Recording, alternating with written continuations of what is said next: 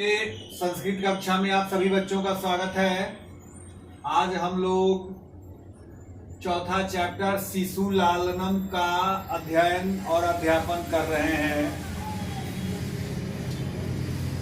यह पाठ संस्कृत वाङ्मय के प्रसिद्ध नाटक कुंदमाला के पंचम अंक से संपादित कर लिया गया है, यानी कुंदमाला का पांचवा अंक जो हमारा इस चैप्टर का अंश है वो है। और इसके नाटककार यानी लिखने वाले हैं दिंगनाग, यानी राइटर का नाम है दिंगनाग। इस नाटक के अंश में राम कुश और लौ को सिंहासन पर बैठाना चाहते हैं, किंतु वे दोनों अति शालीनता पूर्वक मना कर देते हैं।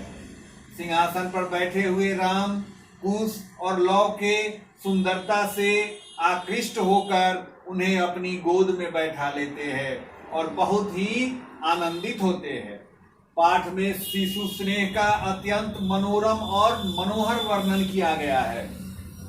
दो बातें जरूर याद रखें, कुंदमाला से ये निकला हुआ है और दिंगनाग इसके रचयिता हैं। कथानक रामायण का, उत्तर रामायण का यानी वाल्मीकि के भी उत्तरकांड का ही प्रसंग है। राम कुश और लौ इसके मुख्य पात्र हैं। किताब में चैप्टर को अब हम लोग देखते हैं। सिंहासन अस्थः रामः, यानी राम सिंहासन पर बैठे हुए हैं। तथा प्रविशतः विदूषकेन उपदिश्यमान मार्गौ तापसौ कुशलवौ, तब विदूषक के द्वारा बतलाए गए मार्ग से तपस्वी कुश और लौ प्रवेश करते हैं, यानी राम के पास जाते हैं।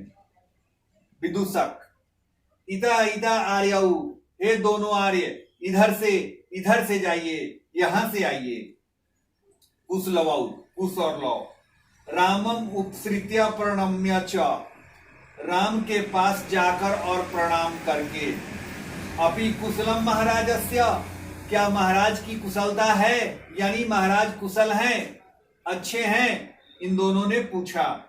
राम बोलते हैं, युष्मत् दर्शनात् कुशलम इव, आपके दर्शन से मैं कुशल ही हूं, तुम लोगों के दर्शन से मैं कुशल हूं।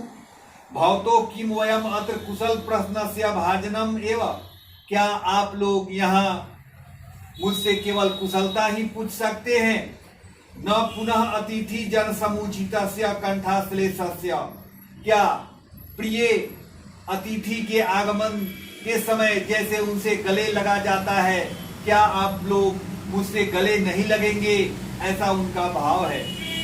परिस्वज्य, यानी गले लगकर। अहो हृदय ग्राही स्पर्श, अरे यह मिलन तो हृदय को छू गया। उभौ मतलब लौ और कुश। राजासनम खलु एतत्, यह राजा का आसन है।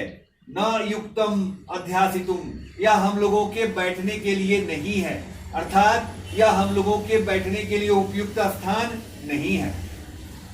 राम बोलते हैं, राम सव्यवधानम न चारित्र लोपाय, यानी सव्यवधानम, जरा पहले भी डायलॉग को देखिए। यह राजा का मतलब कुश और लौ का, यह राजा का आसन है, यह हम लोगों के बैठने के लिए उपयुक्त है। नहीं, सव्यवधानम मतलब बाधा डालते हुए, सव्यवधानम न चारित्र लोपाया, नहीं, इस पर बैठने से आप लोगों का चरित्र कलुषित नहीं होगा, यानी इससे आप कहने का मतलब है कि आप अनुशासनहीन नहीं कहे जाएंगे, आप उदंड नहीं कहलाएंगे, मतलब बैठ सकते हैं। तस्मादत अंग, नहीं तो ये राम का ही वाक्यांश है। तस्माद अंग, अगर नहीं उस पर नहीं बैठ सकते हो, व्यवहित मध्यस्यताम सिंहासनम, तो अगर उस सिंहासन पर तुम नहीं बैठ सकते हो तो मेरे गोद में आकर बैठ जाओ। अंकम उपवेश्यति, यानी दोनों हाथों को फैलाते हैं, यानी उन दोनों बच्चों को गोद में बैठाने के लिए। उभौ अनिच्छाम नाट्यता, अनिच्छा दिखाते हुए। राजन मतलब वो बैठना नहीं चाहते हैं गोद में, सिर्फ बोलते हैं राजन अलमति दाक्षिण्येन, यानी कि बहुत ही कुशलता मत दिखलाइए, मतलब इस प्रकार का स्नेह मत बरसाइए हम लोगों पर। राम अलम अतिशालीनतया, राम बहुत विनम्रता के साथ उन बच्चों को बोलते हैं। भवती शिशु जनो वयो अनुरोधात् गुण महतामपि लालनीय एव ब्रजति हिम करो अपि बाल भावात् पशुपति मस्तक केतक छदत्वम। अर्थात फिर से जरा मैं अनुमय बोलता हूं, इसका आप मिलाएंगे। गुण महताम अपि वयो अनुरोधात् शिशु जनो लालनीय भवति एव हिम करो अपि बाल भावात् पशुपति मस्तक केतक छदत्वम ब्रजति। अर्थात बहुत ही गुणवान लोगों के लिए भी कम उम्र होने के कारण बच्चे तो दुलारे जाने योग्य होते ही हैं।